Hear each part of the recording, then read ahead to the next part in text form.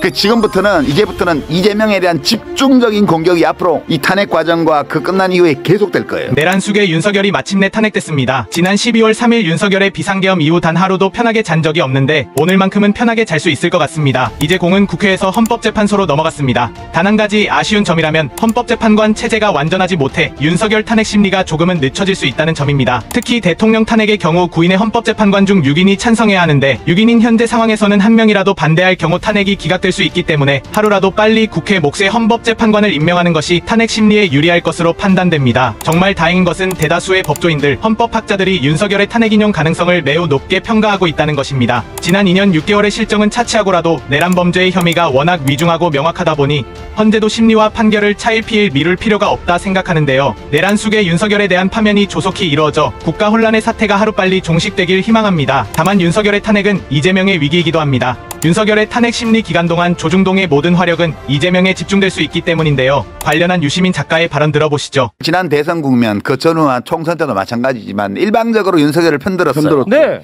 그래서 어떤 사람들은 야권 진보 쪽에서 윤석열을 악마화한다고 그랬지만 네. 윤석열을 악마화한 게 아니고 윤석열의 실체에 반도 접근 못했어요. 그렇습니다. 오히려. 네. 근데 이제 양비론을 취하잖아요. 자기들은 규정이 있다고 얘기하면서 네. 윤석열은 적당히 윤석열은 이만큼 엉망인데 요만큼 엉망인 것처럼 하고 이재명은 또 요만큼 하는 게 아니라 이만큼 엉망인 것처럼 하고 악마화하고 실제로는 이재명을 악마화하고 윤석열의 악마성을 감춰줬지. 그렇지. 그 결과가 대통령 당선이었어요. 네. 그러면 지금부터 잘 봐요. 윤석열을 편드는 언론이 하나도 없어 이제. 조선일보까지도 까. 왜냐 광고주들이 지금 죽겠다고 그러거든. 빨리 끝내달라고. 윤석열 때문에. 그런데 이제 지금부터는 뭘 하냐면 윤석열을 까서 반죽여 이제. 그래갖고 탄핵돼요. 네. 그러고 나면 그다음에 이재명은 악마화하는 거야 계속. 거예요. 왜냐하면 그러니까 우리 시민들이 생각을 해야 될 게 윤석열에 대해서 진실을 말하지 않았던 언론이 이재명에 대해서 진실을 말하겠냐. 그렇지. 맞아. 그 지금부터는 이제부터는 이재명에 대한 집중적인 공격이 앞으로 이 탄핵 과정과 그 끝난 이후에 계속될 거예요. 네. 그 점 나는 유념해서 봐야 된다. 굉장히 유념해서 볼 필요가 있다고 봐요. 범보수 입장에서 이재명만 없으면 다음 대선 충분히 해볼만하다 생각할 겁니다. 그래서 온 국민의 지탄을 받더라도 윤석열 탄핵을 이재명 제거 이후로 늦추려 온갖 노력을 다했던 것이죠. 그만큼 저들은 절박하고 어떤 방법을 써서라도 이재명 제거를 위해 총력을 기울일 겁니다. 최근 개혁신당 이준석이 BBC와의 인터뷰에서 이재명 대표를 윤석열과 비교하면서 이재명 악마화의 빌드업을 시작했죠. 특히 이재명 대표가 1심에서 유죄 판결을 받은 공직선거법 항소심 재판을 최대한 빨리 진행하기 위해 온갖 수단을 동원하고 있는데요.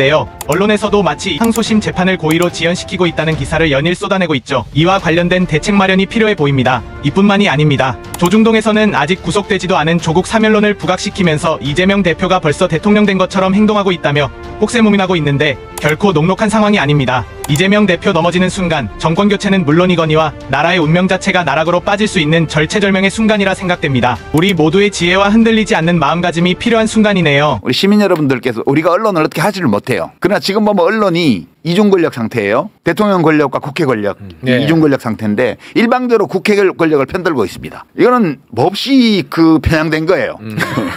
왜 지금까지 지켜오던 그 중립은 다 어디다 벗어 던졌냐. 잘못하고 있다는 뜻은 아니고요. 다만 지금 너무 명백하기 때문에 한쪽 편을 못 들어주는 거, 중간에 기계적 중립을 못하는 거 아니에요. 네. 지금만 그러지 말고 평소에도 좀 그러라. 우리가 이 자유민주주의 체제에 살고 있는데 이 체제를 위협하는 정치인과 권력자의 언동에 대해서는 지금 취하고 있는 이런 태도로 평소에 해야 돼요. 맞아요. 정말 터무니없이 반민주적이고 비민주적이고 어떤 비윤리적인 행동과 말을 하는데도 그거하고 그걸 비판하는 사람을 50대 50으로 심지어는 그쪽이 더 유리하게 이렇게 해온 게 사실이잖아요. 지금까지. 그렇습니다. 그러니까 그 점에 대해서 좀 자기 성찰을 좀 해주기 바랍니다.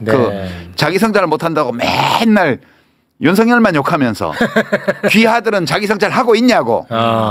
그래서 근데 안 할 거기 때문에 어차피 안 해. 우리 시민들이 그 안 해. 점을 생각하면서 그렇지. 뉴스를 소비할 겁니다. 그게 핵심이야.